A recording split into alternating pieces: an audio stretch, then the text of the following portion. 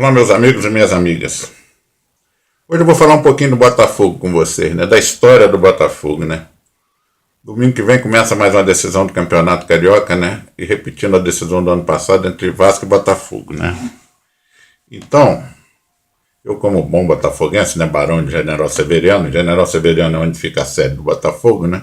O Botafogo, né, é um clube que vive entre o céu e o inferno. Tem até um livro com esse nome sobre o Botafogo, do jornalista, um grande jornalista, por sinal, Sérgio Augusto, que hoje escreve no Estado de São Paulo. E por que isso? Por que entre o céu e o inferno? Né? Porque o Botafogo vai dos pínculos da glória às mais profundas profundezas do inferno, né, num átimo de segundo. Né? E a história do Botafogo, né, tem algumas tragédias, né, que marcaram muito o clube, né, a torcida. Né? O Botafogo é um clube muito injustiçado, né? Sempre foi. Né? Já nasceu. Até porque o Botafogo de futebol nasceu para se opor ao Fluminense, né? E começou logo muito cedo, já começamos a ser perseguido pelo Fluminense. Que já era mais estruturado, mais poderoso, né? Por isso que essa fama do Botafogo de brigão, turrão, chorão, né? Vem daí, né? Da nossa história. Nós tivemos que brigar muito para conquistar tudo. Né? A primeira grande tragédia do Botafogo, tragédia individual, né? Deu-se em 1910, né, no time campeão de 1910, né, que foi o primeiro título do Botafogo. Né, o primeiro, na verdade, foi em 1907, mas foi dividido com o Fluminense. O de 10, não. Foi o grande título, né, o primeiro grande título individual da história do Botafogo. E jogava nesse time o Dinorá de Assis. O Dinorá vem a ser irmão do Dilermano de Assis. Era um militar que era amante da mulher do Euclides da Cunha, autor dos Sertões, né, que é um dos grandes romances, um dos grandes livros, né, da história da nossa literatura. Né? Um homem muito famoso, tinha muito prestígio na época. E ele foi para matar o Dilermando, né, quando descobriu a traição da esposa. Acabaram se enfrentando. Né, o Dinorá era irmão do Dilermando, estava no meio e foi atingido por um tiro. Né? Ainda se recuperou, foi campeão em 1910. Esse fato ocorreu, se não me engano, tenho quase certeza, em 1909. Mas nunca mais foi a mesma pessoa. Anos depois ele se suicidou em Porto Alegre. Se jogou lá no Rio Guaíba, né? Se suicidou.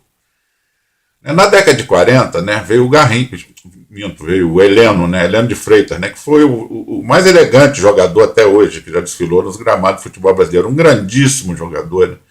Mas um gênio, irascível, brigava com todo mundo, né? E depois descobriram que isso tudo, né, vivia com os nervos à flor da pele, né, ele acabou viciando, né, bebia muito, mas o éter, né, na época, e jogou a vida inteira. Ele era tão apaixonado pelo Botafogo que ele dizia que não era jogador de futebol, ele era jogador do Botafogo, de Botafogo, né, e ele acabou morrendo de uma maneira muito triste, internado, né, ele ficou louco, porque era a sífilis que ele tinha, como eu já disse, né, e no hospício lá em Barbacena, né. E o sonho dele em Barbacena, tem até o filme, né, era voltar a jogar para ajudar o Botafogo. Né? Morreu sonhando com isso. Né? Depois o Garrincha, né, gente? O grande Mané Garrincha, né? A alegria do povo, né? Que é o jogador, até hoje, é o jogador mais querido na memória afetiva do povo brasileiro. Né? Mais do que Pelé, mais do que qualquer um deles, né?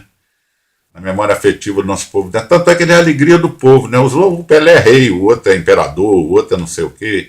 Tudo que remete ao poder, né? O Garrincha não, remete à alegria, ao lúdico, né? Por isso é a alegria do povo, né? E como morreu o Garrincha também, né, gente? Morreu bêbado, caído lá numa poça d'água, na rua qualquer, lá do subúrbio de Bangu, bem no meio desse povo, né, que tanto o amava, né? Então, é isso que faz o Botafogo, né, um clube diferente, né? E no auge do futebol brasileiro, no grande, que nunca mais, eu creio que nunca mais teremos, né? Que foi no final da década de 50 até início da década de 70, né? Qual foi o clube que mais colaborou com a seleção brasileira, né? Botafogo, né? Foi o jogador que teve, aliás, é o clube que tem mais jogadores campeões do mundo, tem 8 com a camisa da seleção, né? Depois o Santos, mas em primeiro o Botafogo. Em 62 tinha 5 titulares do Botafogo. Uma coisa inédita na história do futebol brasileiro, eu creio que nunca mais vai haver. E em 71 o Botafogo conseguiu a proeza de perder o seu campo, perder seu estádio, vendeu tudo para saldar a dívida, não saldou a dívida. E só não deixou de existir porque tinha uma história atrás dele, né? Uma estrela, uma camisa e um bando de jovens, né, que se tornou Botafogo nesse período. Né? Eu fui um deles, né, a gente seguia igual uma procissão, né, de loucos, né, esperando a terra prometida, né, seguindo aquele clube, né, que a gente aprendeu a amar, mas e fomos muito humilhados naquele período de 21 anos sem título, né? Mas a gente seguiu firme, né? Estamos aí, né? O Botafogo nunca foi um clube, não é o maior clube do mundo, né? Não é o clube que tem mais título do mundo, não é o clube que tem mais torcida do mundo, mas é o clube mais especial do mundo, né? E isso é o que importa, né? Eu digo que o Botafogo não é para os óbvios, né? Para os que seguem manadas, né? Não, o Botafogo, aliás, o Botafogo é tão especial que é ele que escolhe seus torcedores, né? Eu digo sempre, né? Ser Botafogo é o maior dos títulos, né? Então, vamos ver se domingo, né? Mas de vez em quando é bom ganhar um título, né? Aliás, o Botafogo está precisando ganhar um título de expressão nacional. Carioca a gente até tem ganho bastante, e nesses últimos 11 anos, essa é a 9ª final que o Botafogo chega, né? Mas o clube está ressurgindo, né, aos poucos, né? Teve uma administração tenebrosa anterior, né?